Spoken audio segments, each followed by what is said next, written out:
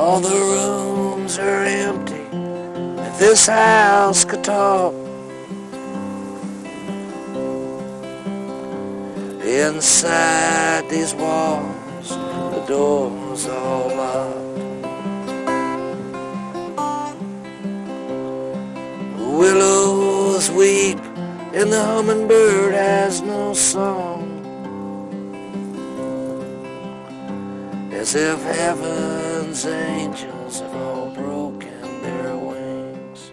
A bass player, and that's how I got to know him, and the singer-songwriter thing, the Americana thing, is quite a new discovery for a lot of people. Some of his buddies in Texas didn't know that he was such a good songwriter. Everybody knew him as a brilliant blues rock bass player. So it's been a bit of a surprise to us all to hear these great songs coming out.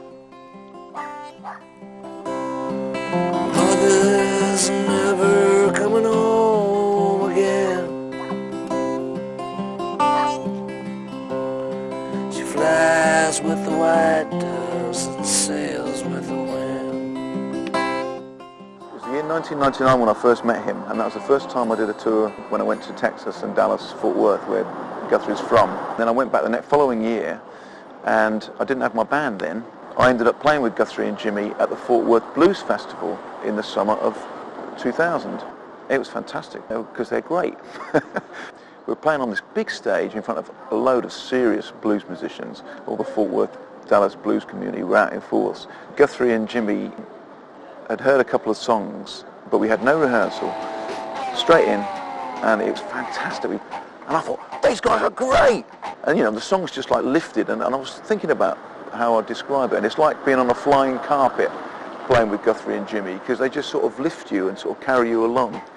They both said they'd love to come over and play Europe with me, so I went back and started work on it and got them over for a few years after that, for a month or two at a time. Then they'd go back and I'll bring them over again, and so that was it. And of course, we came to Bristol a lot and did the Old Duke on a Sunday night, every Sunday night. So that was the first time that Guthrie came to Bristol, I think.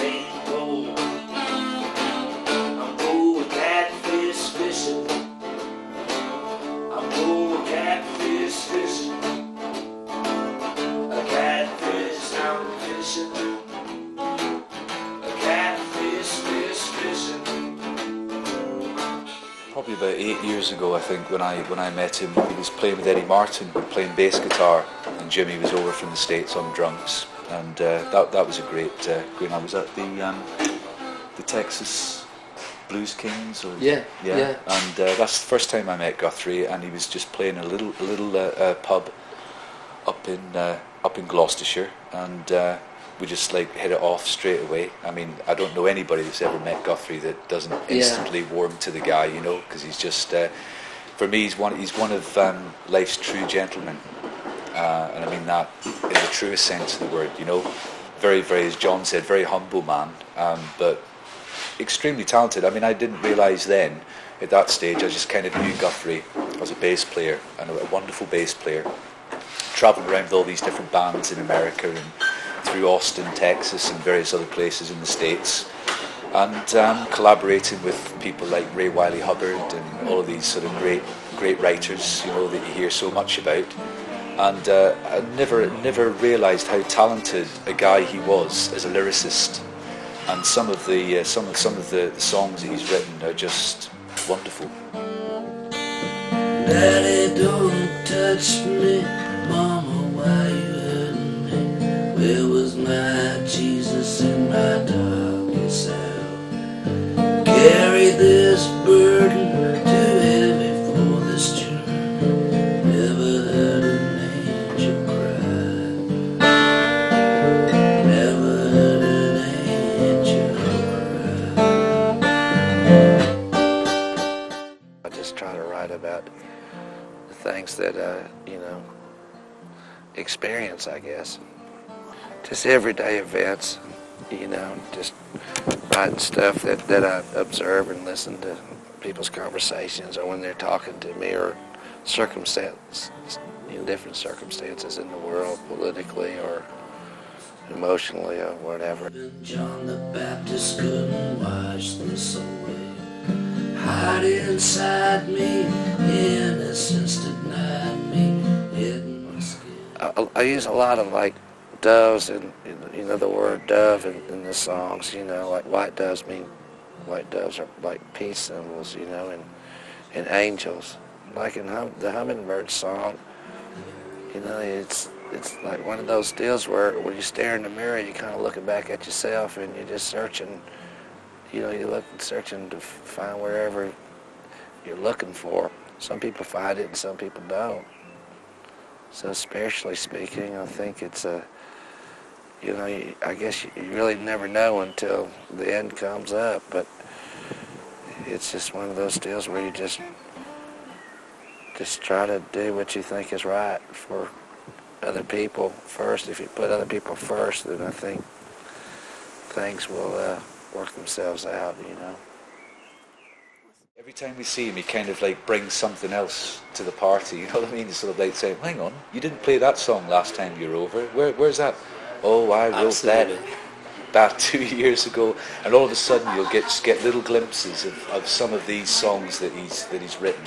And you think, wow, we've got to do something with that. Yeah, it takes me back to when I was in Texas with Guthrie and staying at his house, and just sat in a little room and the cupboard door was open. And I don't know why I said, what's in those boxes, and he said, songs. And I said, songs? And he said, 600 songs, John. And I said, are you serious? He said, yeah, there's 600 songs in there. Now, when you hear him play, and each and every song, he forever turns up surprises for us. But each and every song seems to be, it's got its own story.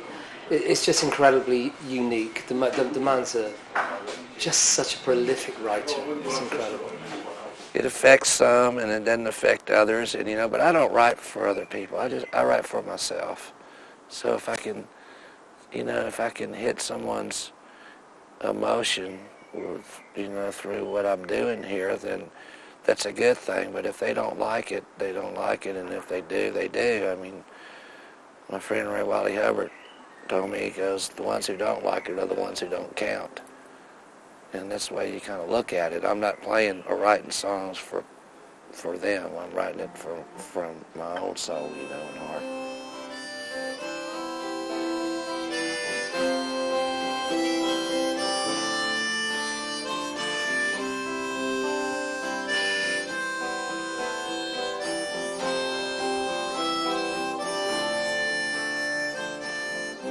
I can hear the whistle of a train in the distance of the night, leaving for some unknown destination, somewhere out of sight. And in the darkness, shadows. On a couple of tours, I remember him penning little things, but I never actually got to hear any songs. I was always trying to get him to play them, but he wouldn't play to me. It was just a few years ago when I heard his songs, and he writes in a mainstream sort of American modern folk tradition of Americana, Bob Dylan, and he does it really well, and that's why he's getting accolades from really top singer-songwriters in America, because he's really good at it. He's an intelligent guy. He likes words. He's a natural musician. He's got a brilliant sense of rhythm and groove, and of course he's such a warm and wise and sort of big character. He's bound to have an interesting voice, and that's those are all coming through as different parts of his music as a singer-songwriter. And he sounds great on his own, but he's so great with people, and he always prefers to play with people. Not just because he says he's shy, but just because he's a really sociable guy, and he's got a great way of bringing the best out of musicians as well. So whether he's playing on his own or playing with other people, it's going to be good. Yeah.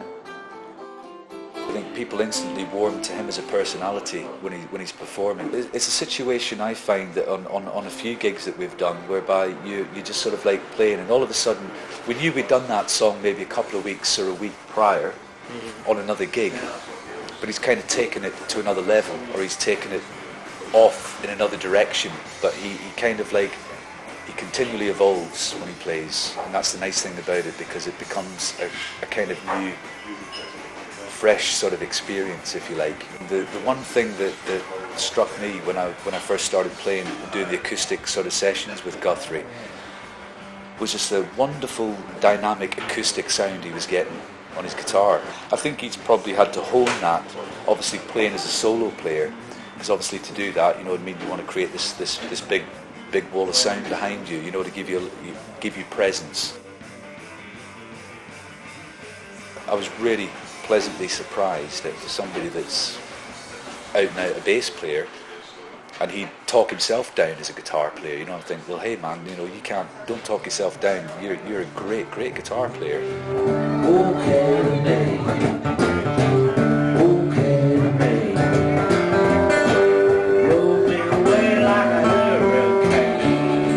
I mean, I was always aware of like how talented he was as a writer, and you know what a great voice he's got. But what struck me with his guitar playing was like, wow, you know what I mean? Where's that come from? He's obviously had to work really hard to get to that level. He can hold his own on his own. I think when we do gigs and when we play together, you always try and strike that little bit of magic, and I'm sure a lot of musicians would realise that you kind of get that sometimes when you're just jamming together, and it's not a paid gig, as it were, but whereas a couple of beers and sat in a room and start jamming, you think, wow, wouldn't it be great if we actually had done that live? And that's the beauty about playing with Guthrie, because you do get those little special moments in the gig where it's so comfortable and free, you know what I mean, that a lot comes out of it. And I mean, I just always look forward to him coming back over, because I mean, he's one of the all-time great performers that I just love gigging with him at. You know, he's great. Well, John Lennon once said there's only one way, and it's up. You know, I've already seen the down. You know, I got a saying that I kind of made: if you don't know which way up is, don't look down. And so that's the way I kind of look at it. I mean, what do I got to lose? I mean, it's one of those deals where I do believe in it. I mean, I don't have all the confidence in the world by any means, because there's so many great people out there. I did a deal in Austin where there was just every Texas star was there. I mean, just in the way up there, and I'm playing this deal and with them. And I mean, there are Grammy Award winners there. There are all kinds of just luminary figures, and I'm going, what am I doing here?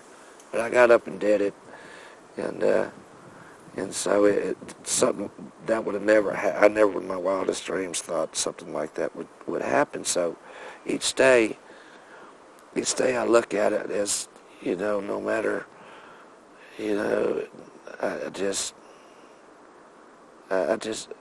don't know where I'm going. It's just a leap of faith, you know. And if things are supposed to happen, they'll happen. If they don't, they won't.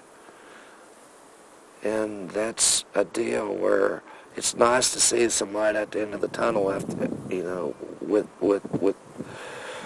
things that are, especially with your work. I mean, you can see it kind of going this way instead of usually this way. But it's amazing, because it's a goal. It keeps you young. It keeps your mind rolling. It keeps your existence, you know, it keeps you motivated. I'm aiming at trying to write the best songs that I can write and making the best records I can make. I don't know where it's going, but I know that I'm blessed. And so I think when you're blessed, that doesn't mean it's not hard. It's just you have to be focused in on it. I'm traveling on.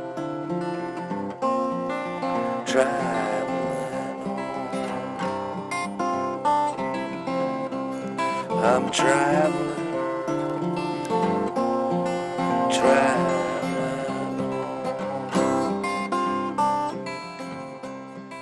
It's not where I'm going with the music is so much as where it's taken me. And I think that's the thing you got to look at, because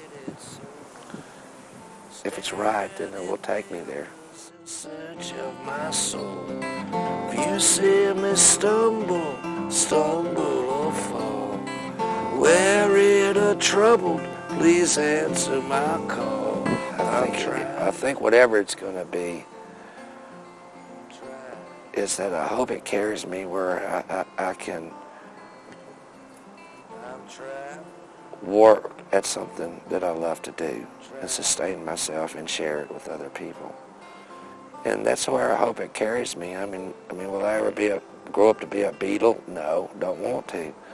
But if I can just leave this world with whatever I got to leave it with, that it's good, then that's what I want to leave it with. You know, and then you can't take it with you. Not knowing no answers, not knowing my fate, I look for tomorrow in so many ways. Hummingbird, hummingbird, please come see me. Tomorrow I'm leaping of faith. I'm traveling on.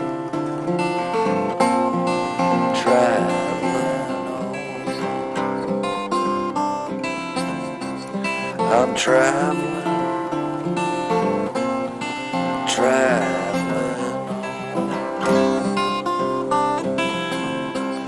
I'm traveling on.